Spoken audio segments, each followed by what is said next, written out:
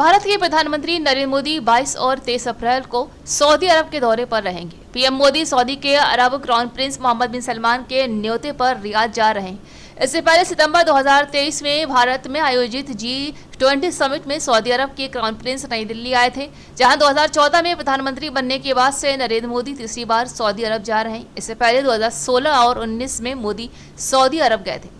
Crown Prince और PM Modi के बीच एक दोस्ती भरा रिश्ता है, लेकिन सोशल मीडिया में इस बात की खूब चर्चा हो रही है कि वक्फ कानून की वजह से जहां भारत में कुछ मुसलमान सरकार से खफा हैं, तो वहीं एक मुस्लिम देश पीएम मोदी का दिल खोलकर स्वागत कर रहा है।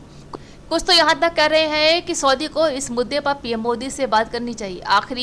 आखिर सऊदी अरब का वक्फ कानून क्या कहता है, वहां का वक्फ लॉ भारत के कानून से कितना अलग है, आइए जानते हैं।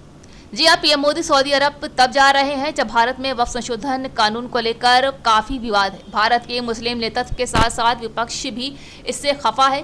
कई राज्यों में इसके खिलाफ विरोध प्रदर्शन भी हो रहे हैं। पश्चिम बंगाल के मुर्शिदाबाद में तो वक्फ संशोधन कानून के खिलाफ हुए प्रदर्शन में 3 लोगों की मौत हुई थी, जहां वक्फ संशोधन बिल को संसद में इसी महीने 4 अप्रैल को पास किया गया था। पास होने के बाद ये कानून बन गया है और 1995 के वक्फ एक्ट में कई तरह के बदलाव किए गए। अब वक्फ की संपत्तियों में केंद्र सरकार की भूमिका बढ़ गई है। इस्लामिक कानून के मुताबिक वक्फ उन संपत्तियों को कहा जाता है जो खास तौर पर धार्मिक और परोपकार के मदद के लिए मकसद से की जाती है।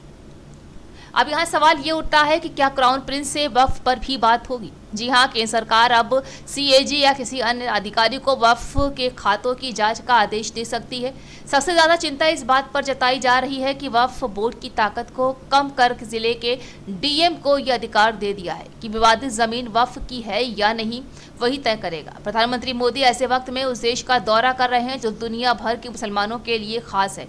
सऊदी अरब में भी मक्का और मदीने की पवित्र मस्जिदें हैं। मक्का पैगंबर मोहम्मद साहब का जन्मस्थल है। ऐसे में ये दुनिया भर के मुसलमानों के लिए खास हो जाता है। तो आइए अब आपको बताते हैं कि भारत और सऊदी के कानून में क्या समानताएं हैं और क्या विरोध। सबसे पहले जानिए, दोनों देशों में वक्फ कानून का मकसद एक ही है। वक्फ संपत्तियों का मुख्य उद्देश्य मस्जिद, कब्रिस्तान, मदरसा आदि धार्मिक या समाज सेवा के कामों में उपयोग करना है। दोनों देशों के कानून वक्फ संपत्तियों की खरीद, बिक्री या गैर धार्मिक उपयोग पर रोक लगाते हैं।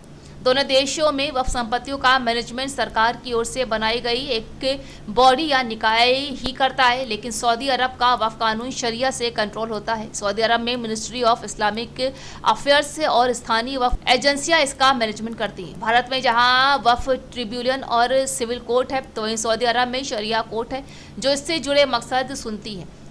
भारत में वक्फ कानून के तहत वक्फ संपत्तियों को वक्फ बोर्ड के पास रजिस्टर किया जाता है, लेकिन सऊदी अरब में वक्फ संपत्तियां मंत्रालयों में रजिस्टर्ड होती हैं।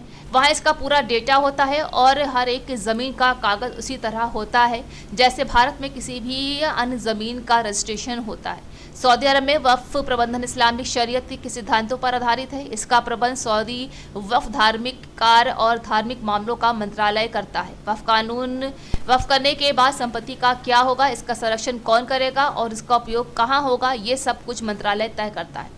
सऊदी अरब के वक्फ मंत्रालय का इस कमेटी का पूरा कंट्रोल होता है। सभी वक्फ संपत्तियों का रिकॉर्ड और उसका कहां कहां उपयोग हो रहा है, उसकी जानकारी मंत्रालय के पास होती है।